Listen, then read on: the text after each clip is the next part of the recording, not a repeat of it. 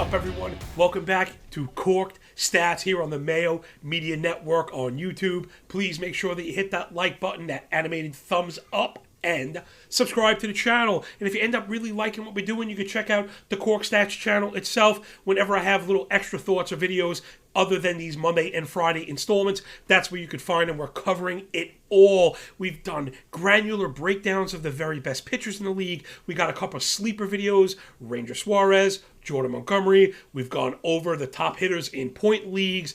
Oh gosh, player comps, a Rosarena versus O'Neill, Cedric Mullins versus Luis Robert, just every single thing that I could think of. Last week we also started our positional rankings. You could check out the first base rankings that I did.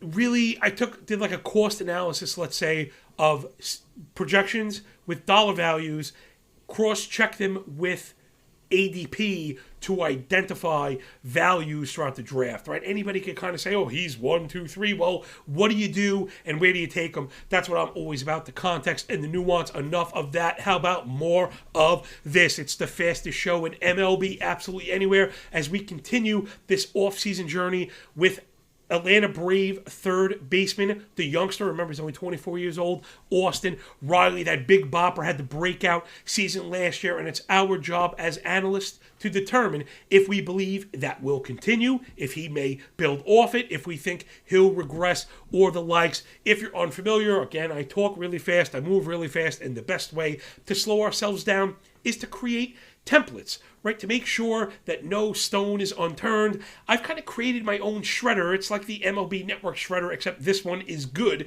and gives us the right answer at the end of it. It's a very objective process. I like to go through surface stats. Then we'll go through the disciplinary metrics. We'll go through elevation. We'll go through batted ball quality. Take a look at projections. Then take it all, pile it up together, and try and come up with a determination with how we feel Riley will produce next year, and where and if we should take him in those drafts. So without any further ado, let's start as always at the beginning with the tail of the tape.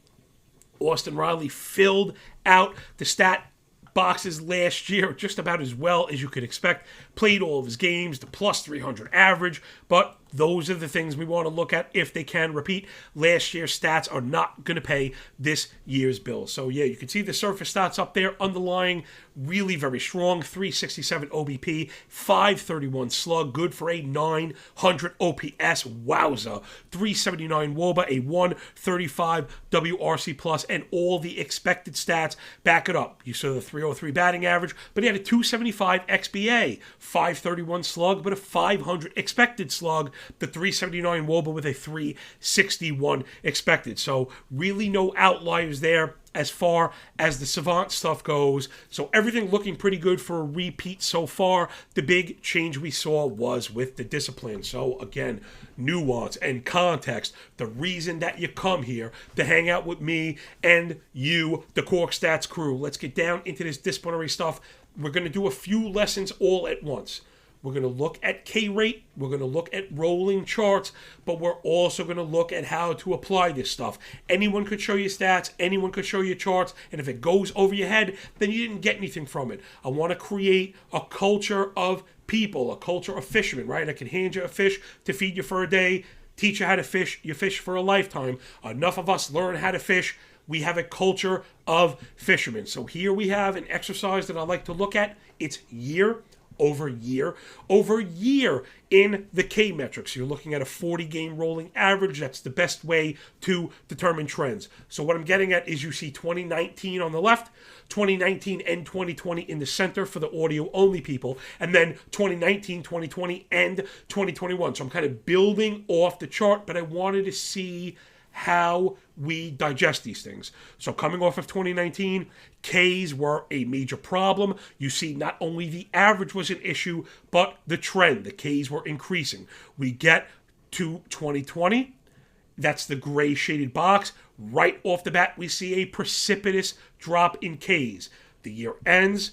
We wanted to look at 2021, if that would continue. Again, if you were using rolling charts, you might have picked up on the downward trend, something that might sustain. You bought in on Austin Riley, and it paid off.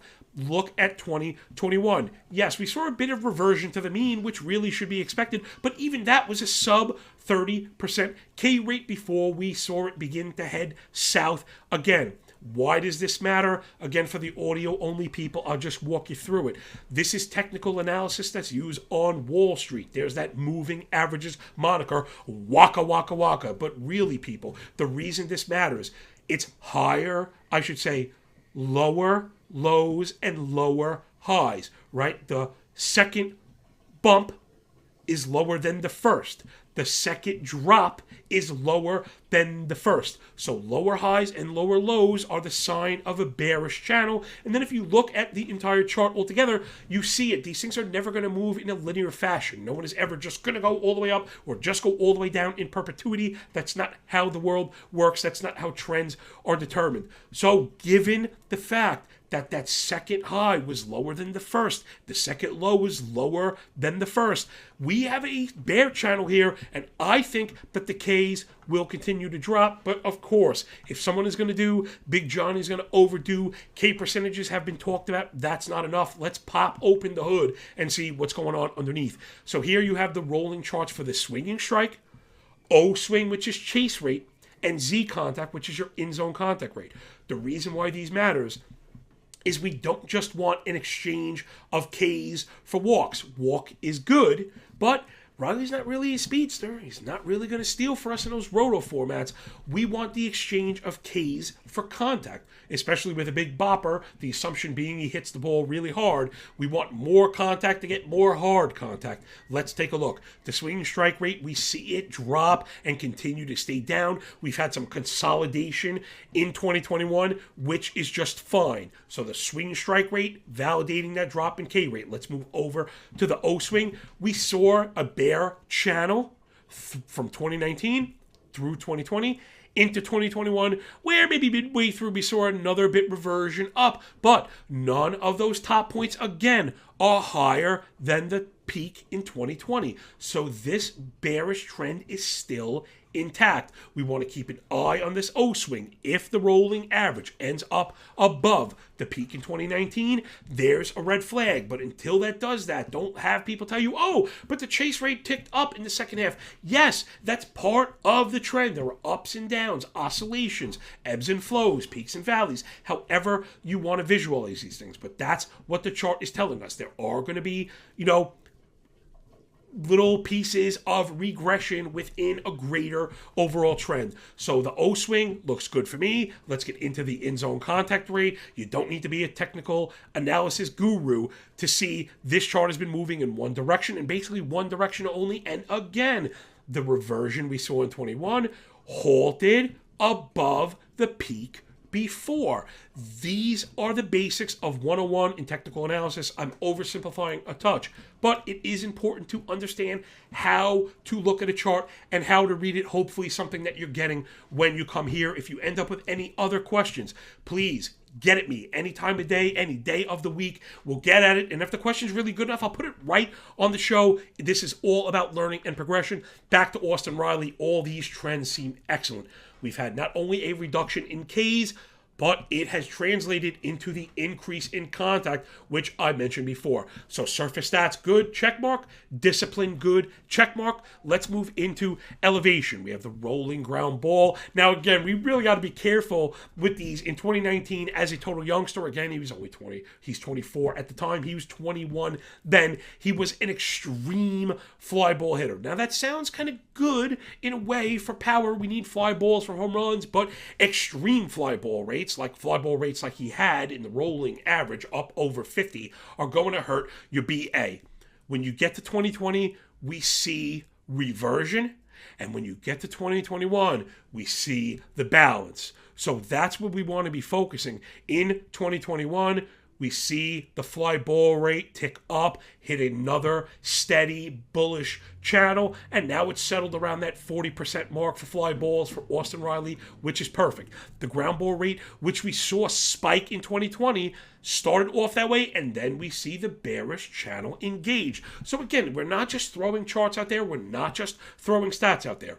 We're using stats that correlate to each other and using trends to look into the future the very best we can. So the elevation basket also looks really good. We see a reduction in ground balls being exchanged for an increase in fly balls, which also now we know is coming at a higher rate because of the reduction in Ks. So you got to give the elevation basket a check mark as well. Let's get into the very last basket, which is batted ball quality. I make these custom charts and pit our focal point, I should say, up against the league average to give you an idea of the power. And up top, you have your expected stats. Austin Riley, a 368 xWOBA, a 465 expected WOBA on contact. Those numbers are up there with the very best in the league. We're talking about some of the best contact in the entire league. And now we're talking about an improved disciplinary basket and an improved elevation basket. Yikes. Seems like the sky's the limit for Riley. Let's get into these power metrics. The hard hit rate via Fangraphs, well above average. The hard hit rate via StatCast, well above average. His barrel rate at 13, nearly double the league average. His blast rate at 7.5, nearly double the league average. His dynamic hard hit rate is more than double the league average at 25%. Again, that number, if you're unfamiliar with dynamic hard hit rate, is a combination of exit velocity and launch angle. It is an excellent stat and very applicable, right? It's the combination of the ideal outcomes on both sides combined into one. More than 25% of the time, not only does Riley hit it hard, but it's at an ideal angle. And of course, that's going to spike that home run to fly ball rate. So as we get through the baskets, as we get the electron microscope out, looking to parse through the details, Austin Riley seems to hold up to all scrutiny, but I do like to outsource a bit of my work because we never want to claim to know it all. I do my own projections, but I don't claim to be an expert, so I do like to go to the experts. So let's do just that. Here you have the BAT-X projections. Now for hitters, I generally use the BAT-X. They're out. Hat tip to my boy Derek Carty. I consider him a friend, but also our work tends to align. But, a big shaken butt. This is not one of those times. Look at the BAT-X projections for Austin Riley. I'll read it out for the audio podcast people. The BAT-X has Riley as a top 5 third baseman, which I like. A $16 return feels a bit low. And why? They have a dip in average to 267, 31 home runs, 87 ribbies, and 84 runs. Now, none of those are bad on their own, but these feel like they've been subjected to regression formulas, maybe without popping the hood in the way that we have. A lot of times projections go back 3 years to weight averages.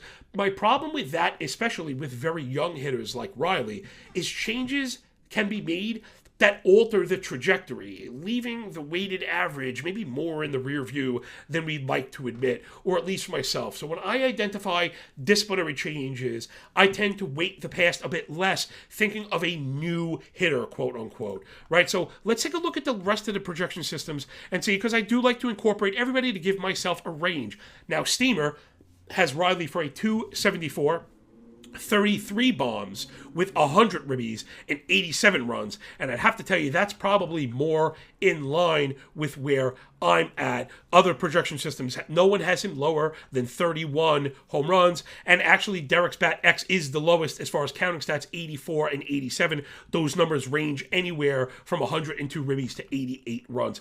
So back to Riley.